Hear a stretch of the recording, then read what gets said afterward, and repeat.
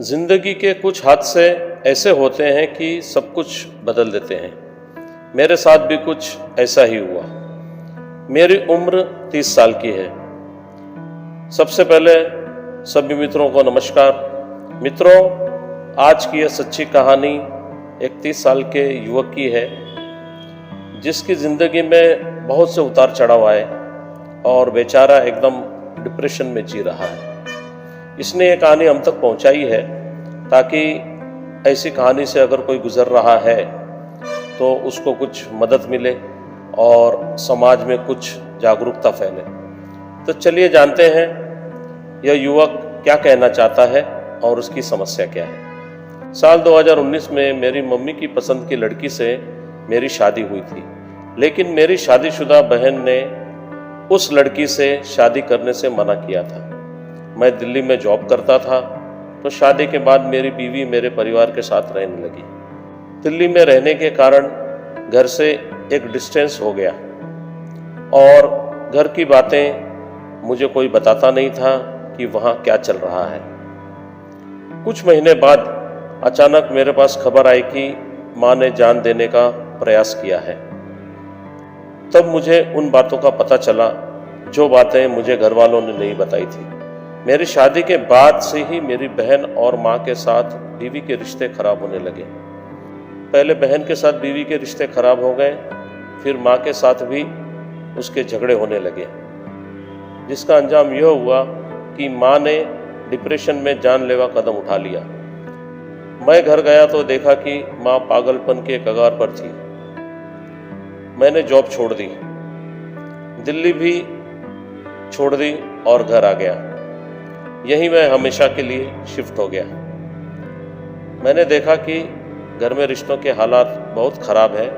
माँ को बहुत मुश्किल से संभाला, लेकिन बीवी के मन में मेरी माँ बहन के लिए बहुत नफरत भर गई थी।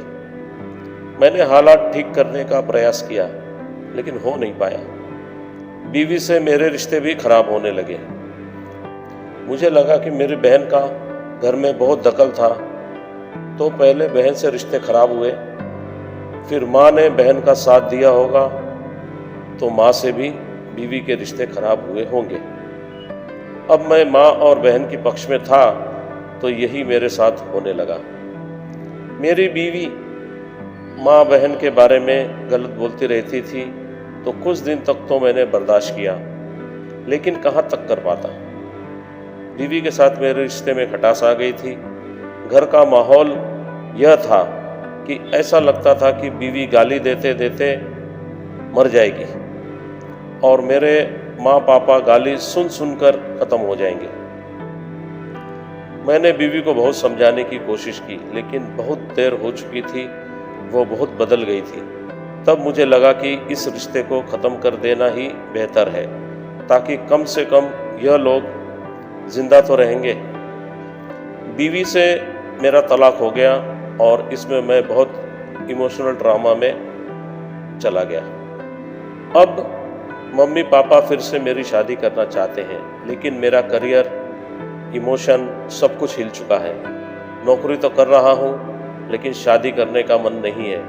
जो हालात मैंने देखे हैं, उसके बाद यही सोचता रहता हूँ कि बस मेरे माँ पापा की लाइफ ठीक से निकल जाए। लेकिन बहन के स्वभाव में अभी भी बदलाव नहीं आया है। वह मुझे ही बुरा भला कहती है। घर में जो कुछ भी हुआ उसके लिए मुझे ही जिम्मेदार ठहराती है। मुझे लगता है कि मेरी वाइफ ऐसी नहीं थी, लेकिन मेरे परिवार के कुछ लोगों के रवैये की वजह से वह ऐसी बन गई थी। इसलिए जो अब तक हुआ वो मेरी दूसरी बीवी के साथ भी हो सकता है।